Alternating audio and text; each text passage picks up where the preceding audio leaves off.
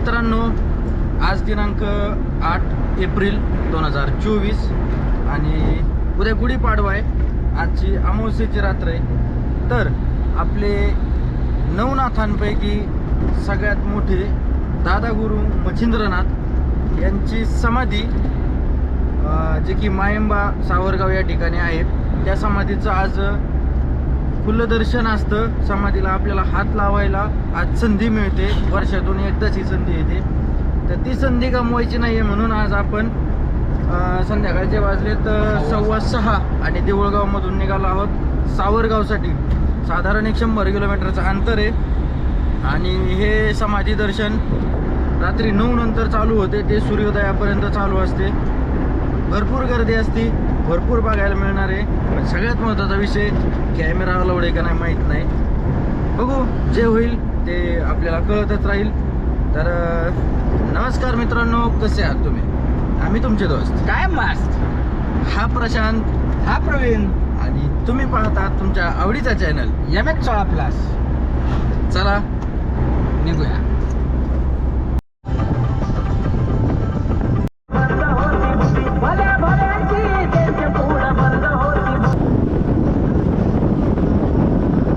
मित्रांनो, आता सावरगावच्या एक 7-8 किलोमीटर मागे आहोत आपण. आणि किती वाजलेत? 8:15 वाजलेले आहेत. त्यामुळं तुम्हाला फक्त गाडीच्या उजेडात थोडंफार बघायला मिळेल. आपण सावरगावच्या घाटामध्ये आहोत. मला वाटतं जोमदारा तांडा जस्ट पास केला आहे आपण. आणि दिसतंय की नाही माहीत नाही, पण तुम्हाला डाव्या बाजूला आपल्या डोंगरावरती भरपूर लाईट्स दिसत आहेत. त्या लाईट्स म्हणजेच आहे बडे बाबा मच्छिंद्रनाथ महाराज देवस्थान सावरगाव मायंबा. चला. आणि अशा पद्धतीने आमच्या गावातले भरपूर मित्रमंडळ आज या रोडला बघायला मिळतंय. अगदी गावापासून 100 किलोमीटरच्या अंतरावरती ह्या टायमिंगला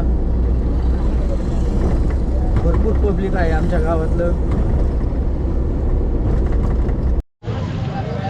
तर मित्रांनो, आता आपण आहोत सावरगावच्या चौकात. मागच्या वर्षी तुम्हाला जर आठवत असेल, तुम्ही तो व्हिडिओ पाहिला असेल, तर या चौकात इथं आपण अक्षरशः रस्ता विचारायला माणूस नव्हता इथं. आणि आज गर्दी, अरे बापरे, एस टी पण आली. सगळ्यात जास्त गर्दी पानाच्या टपरीवर दिसते. मेडिकलमध्ये गर्दी नाही, तेवढी पानाच्या टपरीवर गर्दी आहे. चला जरा जवळ जाऊन बघूया. तर मित्रांनो, 100 किलोमीटर राईट झालेलं आहे आणि आत्ता आपण आलेलो आहोत बीड जिल्ह्यामध्ये, तालुका आष्टी. आपण आत्ता आलो सावरगाव फाट्यावरती. इथं एक 100 मीटर मागे एक चौफुल आहे, म्हणजे चौक आहे. येथून वृद्धेश्वर म्हणजे म्हातारदेव या ठिकाणी एक रस्ता जातो आणि एक सावरगावला जातो. तर या सावरगाव चौफुला फाट्यावरती आहोत आपण. सगळ्यात मोठा प्रश्न आणि सगळ्यात मोठी अडचण, या ठिकाणी कोणत्याही सिमला रेंज नाही आहे. त्यामुळं आमच्या भाऊसोबत आमचं कॉन्टॅक्ट होत नाही आहे. पण ठरल्याप्रमाणे आम्ही चौकातून थोडंसं पुढे येऊन त्याची वाट बघत थांबलेलो आहोत. तो पुढं गेलेला नसावा अशी आशा आहे. आणि या ठिकाणी कोणत्या सिमला रेंज आहे हे कमेंट करून आम्हाला नक्की सांगा, म्हणजे परतच्या वेळेस आम्ही ते सिम कार्ड घेऊन येऊ. पोलिसाची गाडी RTO बरोबर.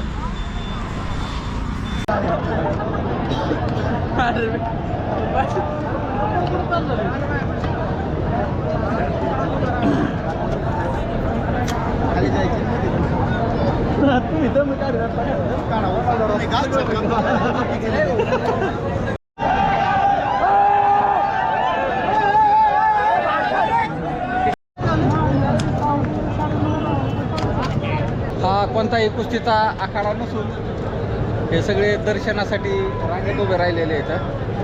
आणि इथं दर्शन घ्यायचं असेल तर अशाच कंडिशनमध्ये घेण्याची अट आहे. रात्रीचे 10 वाजलेत आणि गर्दी बरीच मोठी आहे. नंबर किती वाजता येणार आहे दर्शनासाठी काय माहीत नाही. लाईटिंग विटिंग बरीच केलेली या ठिकाणी. सगळे A to Z public.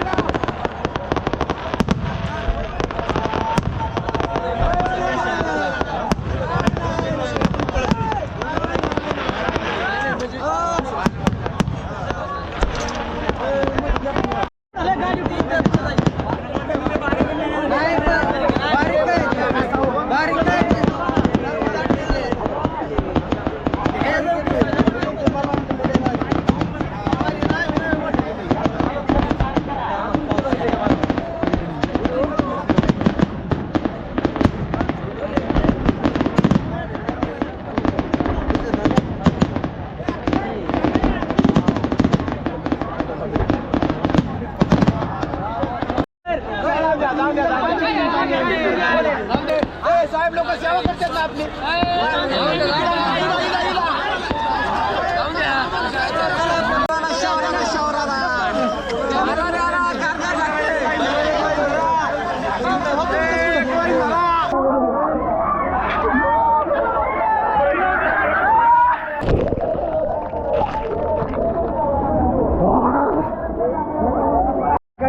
Beed पोलिसांचा पिंजरा पण हजर आहे. पुण्याला येड्यावर गेलं गेलं की उचलायचा आत टाकायचा.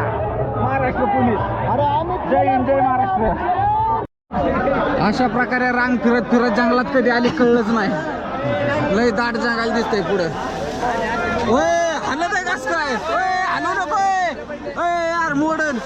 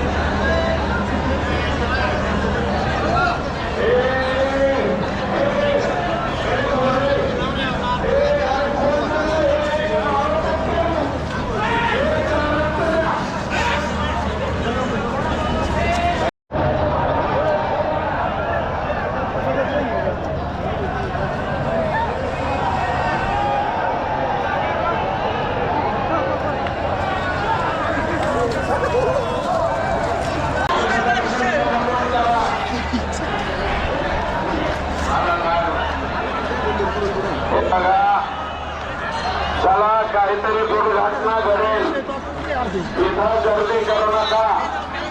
जे लोक 3-3 तासापासून VIP रांगेत थांबलेले आहेत त्यांनी तिथंच परत थोडा मंदिराकडे येण्याचा प्रयत्न करू नका. चला पुढं, चला चला पुढं.